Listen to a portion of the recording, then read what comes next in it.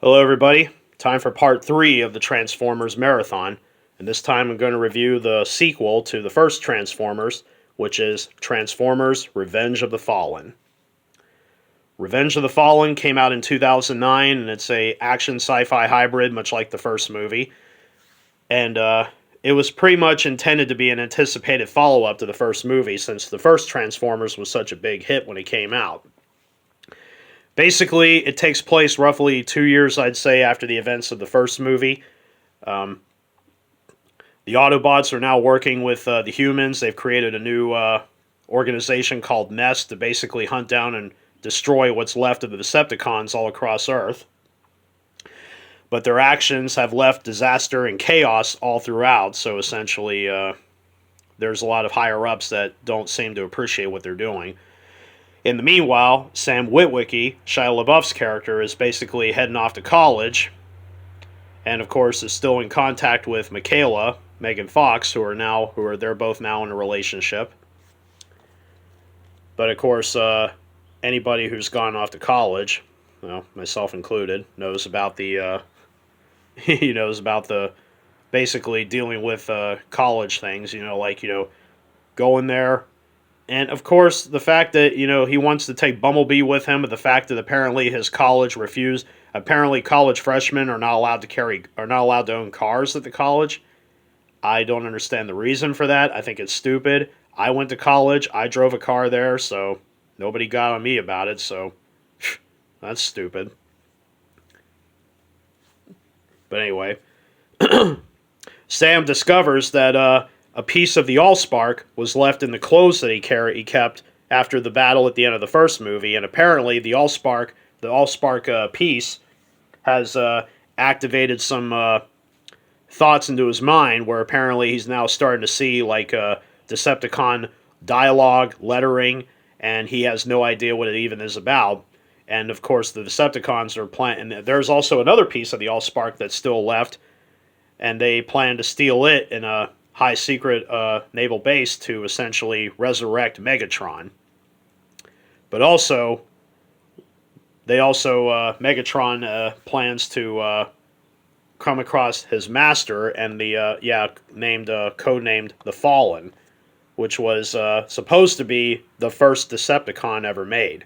Well, the interesting thing about the Fallen is that he was once a Prime, but he ultimately turned his back on humanity because he wanted to see humanity destroyed, which essentially made him the first Decepticon. And I'm trying to see where the Fallen is. I don't see him anywhere. No. So, Sam, unfortunately, is now once again a prime target because what he knows in his mind is essentially a map that leads to a powerful object called the Matrix of Leadership, which is essentially the key to powering up a device that will literally destroy the Earth's sun and will also essentially wipe out all of humanity, which is the Fallen's main goal. And at one point during a major fight, Optimus Prime is unfortunately killed by Megatron, and Sam and his friends decide to try to find a way to get the Matrix, and they hope to use it to restore Optimus Prime back to what it is. So this is technically the first Transformers movie since the animated film where we actually get to see Optimus Prime actually die in combat. So that's something they actually kind of got right from the animated movie in a way. Well, pretty much the best way to describe Revenge of the Fallen is that it's bigger, it's louder, it's more insane than the first movie. It's also more epic in scope. The visual effects are just continually pummeling the screen. The action and the explosions just come more frequently. Oh, and not to mention, remember how I said the first movie had a rather lengthy runtime of 143 minutes?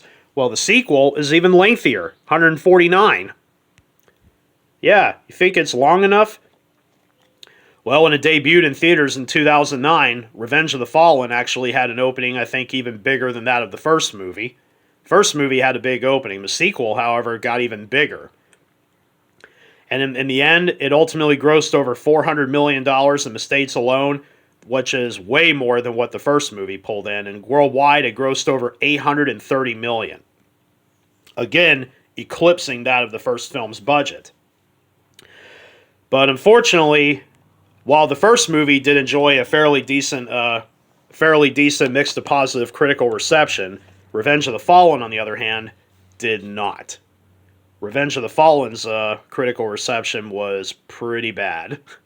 It currently holds a 20% on Rotten Tomatoes. At the time, it was actually Michael Bay's worst reviewed movie, even worse than that of Pearl Harbor, which was the worst reviewed film I think he made up until Revenge of the Fallen. But yeah, Revenge of the Fallen was criticized for basically having no plot, nothing but mindless action littered throughout the entire movie. The visuals, like I said, it's basically a lot. I think one critic actually called it a nonstop assault on the senses, essentially. A nonstop, mindless assault on the senses. But I did go to see it in the theater, and honestly, I thought Revenge of the Fallen was not bad, but I think Michael Bay did admit in an interview that one of the biggest problems that led to the film not getting great reviews was that, yeah, was it poorly written? I want to say it was because right around the time the film was being developed, there was a Writers Guild strike that was occurring, so the writers of the movie only had a certain amount of time to actually get the film written before the strike occurred. So that's probably why some parts of the movie seemed way too rushed. And I feel like the ending was a bit rushed, too. The final battle lasted way shorter than I thought. So it was like, yeah, we got to get this movie, out, now. Almost. Even Shia LaBeouf was not a big fan of the movie either. He said that, yeah, it was louder, it was brassier, it was way more crazier than the first movie. Michael Bay even has since not said a lot of great stuff about the movie either. He said that, yeah, it didn't turn out the way that he'd hoped it would. But either way, that just did not stop people from going to see the movie in the theater. I feel like every negative review that this film got, it just got people to want to see it more. And honestly, I'm not going to lie, Revenge of the Fallen definitely is quite an epic film. It's definitely got a bigger scope than that of the first movie. And honestly, after watching it again, I don't think it's as bad as everybody says it is. No, it's not. I don't think it's as bad. Although of course, award-wise, yes, the movie actually did pick up an Oscar nomination, being nominated only for sound, which it lost to The Hurt Locker, I believe. And it did pick up a Saturn nomination for Best Science Fiction Film, which it ultimately lost to Avatar. And it picked up numerous Golden Razzie nominations. It picked up 7, I think. And it ended up walking away with 3. Worst Screenplay, Worst Director for Michael Bay, and Worst Picture of the Year. Now, most of the time, I usually do not agree with the Razzies. Sometimes the Worst Picture winner they pick is usually a movie that, was meant to go big, but failed miserably. Well, unfortunately, Revenge of the Fallen, believe it or not, it was meant to be big, and it opened big. And it is really big. In fact, out of all the films ever made that won the Razzie for Worst Picture of the Year, Transformers Revenge of the Fallen is actually the highest grossing Worst Picture Razzie winner. Like I said, this movie grossed over $830 million, and it made way more money at the box office than its predecessor did. So, I'm kind of wondering, did this movie deserve to win Worst Picture? I don't know. And then I found this fun poll back when Amazon was doing comments where they were kind of doing a poll of, what of all the films that ever won Worst Picture at the Razzies, what is the absolute worst Picture winner? And they did an online poll, and they started removing knocking out movies that were not as bad as everybody says they are. And of all the Worst Picture Razzie winners, Transformers Revenge of the Fallen was actually the first one to be knocked off the list because apparently people didn't think it was as bad as some of the other ones. Now, of all the Transformers movies, it's often looked at as the worst one. But honestly, like I said, I don't think Revenge of the Fallen is as bad as everybody says it is. It has a big epic scope, and there are some excellent effect shots in the movie. And half the time I keep thinking, how did this movie not get nominated for a visual effects Oscar is beyond me, because Revenge of the Fallen has some great effects. So, Yeah, like I said, I mean, you can make out whatever you want. People, you can say Revenge of the Fallen sucked. You think it's the worst Transformers movie, and you'll be like, yeah, Michael Bay's a terrible director. But I will give the man some credit. You know, he knows how to direct a great action scene, and he knows how to, knows how to blow stuff up in his movies. And again, the visual effects in the film are incredible beyond belief. They really are. But there's not really much of a story going on here, but deep down there is a story. There are some interesting elements in Revenge of the Fallen, but a lot of people just complain that everybody's like, "Oh, come on, you can tell the entire story." Yeah, I will say it is a bit lengthy compared to the others, but I mean, like the plot of the movie, they like literally stretched out. Like a lot of people would be like, "Oh, it's like a plot that could take like 5 minutes," and yet they made a 2.5 hour movie out of it. Yeah, you could say that, but like I said, I honestly didn't hate Revenge of the Fallen. But I will say some of the writing in the movie, some of the dialogue, really is somewhat cringeworthy. It really is. But at the same time, it's also fun to watch Shia LaBeouf scream like a little girl when you got the one human posing as a Decepticon, which I'm not gonna lie, it did make me chuckle a little bit. But overall, yeah, and of course, this was also the last film in the franchise to feature Megan Fox because during the filming of the movie, Michael Bay supposedly forced her to gain 10 pounds for the role. And apparently, Megan Fox just felt like, she wasn't really filming a movie because apparently she felt that Michael Bay was trying to exploit her. And at one point, she said that she had such a miserable experience working with Michael Bay that at one point, she actually called him. She referred to his directing work as working under Adolf Hitler, essentially. Well, this didn't settle well with not only Michael Bay, but also Steven Spielberg, who, when he heard about that, he literally wanted her booted off the movie series for good. And yeah, she ended up leaving, and was ultimately, her character was written out and was ultimately replaced by another one for the follow-up movie. But she had good intentions, she did wish the franchise the best of luck. And I guess her and Michael Bay did eventually reconcile because she eventually got cast as April O'Neil in the live-action Teenage Mutant Ninja Turtle films that Michael Bay produced eventually. So I guess they did reconcile. But, yeah, it is what it is. So, Transformers Revenge of the Fallen. As for the Blu-ray, honestly, the Blu-ray, again, just like the first movie, is a top-notch disc. Literally. I actually have two versions here. Now, why do I have two copies of Revenge of the Fallen? Well, I guess I'll go into both individually, but I will say, well, I might as well talk about this one. Again, two-disc special edition, so pull the cover sleeve out. Yeah, I had to hold onto the cover sleeve because of there's no info here, just pictures and stuff. So inside here are two discs. Disc 1 is the movie. Disc 2 is the bonus features.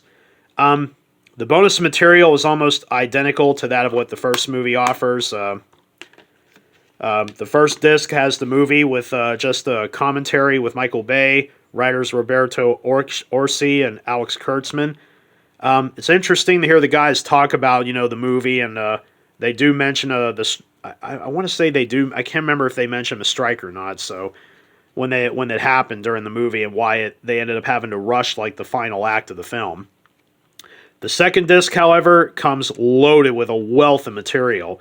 The Human Factor, Exacting Revenge of the Fallen. It's a huge, comprehensive documentary on the making of the film that literally goes into almost every aspect of the movie. The casting, the shooting locations, doing the visual effects, doing the action scenes, everything is pretty much included. Deconstructing Visual Bayhem, nice typo, Bayhem. Multi-angle sequences allow you to explore key scenes and discover how some of the movie's most spectacular stunts were created. Nest Transformer Data Hub, SD, so I'm assuming it's in standard definition.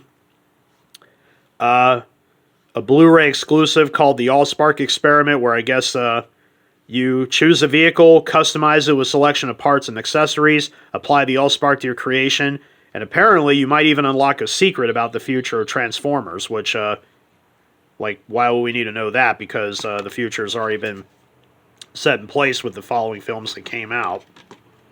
Sorry. So that's that Blu-ray of Revenge of the Fallen. And again, the video and audio are both equally spectacular. Literally. I would say I would probably give the exact rating as I would to the first movie. Out of 5 stars, the video and audio both get a 5. As for the bonus features, once again, this 2-disc set is literally packed to the gills with extras. So once again, out of 5 stars, I have to give it a solid 5 out of 5. So once again, say what you will about the movie, but the Blu-ray release is incredible. So with that being said, what about this version here of Revenge of the Fallen? It's basically identical to that of the other Blu-ray. Not really much of a difference except for the packaging. But yeah, the extras are exactly the same. The picture is exactly the same, but there's one major difference. This is called the Big Screen Edition. Basically, there's at least 2 or 3 sequences in the film that were shot in IMAX, because Michael Bay apparently was very thrilled with the IMAX shots that Christopher Nolan used in The Dark Knight, so he decided to essentially film 3 sequences in the film in IMAX format, which is pretty disappointing because, you know, when you think of the term Big Screen Edition, you kind of want, you know, the whole movie to be in IMAX. But unfortunately, there's only a few scenes in the movie that are in IMAX format, so that's very disappointing. But it's essentially the same disc. It's the same 2-disc set like the first movie here, but the only difference is that there's a couple of scenes in the movie that are... Now, what do I mean by IMAX? Is that IMAX footage is essentially where the black bars on the top and bottom of the screen disappear, and it basically opens the movie up. So when you look at a Panavision movie like 235x1, I mentioned it in my True Lies video on the fan-made Blu-ray, where one disc had the movie in widescreen anamorphic. The black bars were at the top and bottom of the screen, but the other disc, it had the same exact movie. The black bars, however, were removed. So basically, it opens the picture up, so you see more of the picture. So basically, it's kind of giving you what IMAX would be like. So basically, IMAX is basically like 235x1 or 239x1, but the picture, the bars are gone, so you get more of the picture on the screen. Probably one of the most memorable... There's actually at least 2 memorable scenes in the movie where the IMAX stuff is used. One for the forest attack sequence, which is where Optimus Prime is ultimately taken down by Megatron, and the other is the formation of the giant Devastator in the when he climbs up the pyramid to try to find the device that is used to destroy the sun. And again, the CGI is incredible. The sequence is, without a doubt, stunning beyond belief. Now, this is an exclusive release. You can actually get this off of Walmart's website, but I got it off Amazon for like $5. I got it brand new, so... Revenge of the Fallen is pretty easy to get a hold of if you wish to acquire it on Blu-ray. Whichever version of the film you choose to own is totally up to you.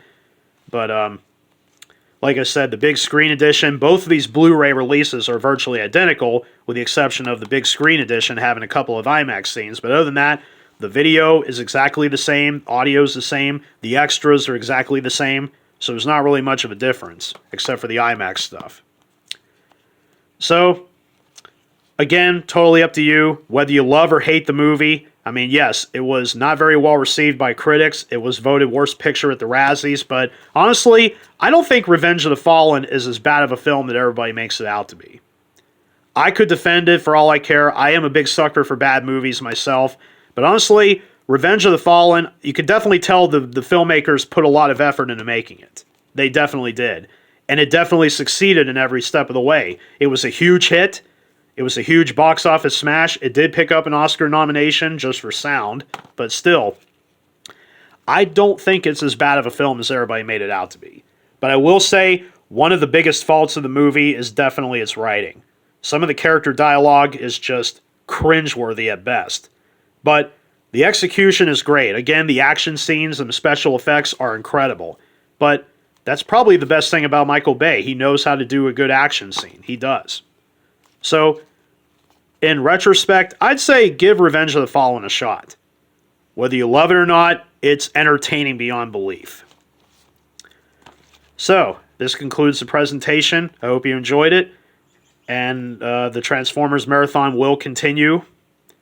Hopefully by tomorrow or the day after, I'll try to get Dark of the Moon watched and do a review on that one. So, until then, hope you enjoyed it. Hope you enjoyed this review, and we'll continue and hit like and subscribe to my channel if you enjoy this content. So, until then, take care and be safe.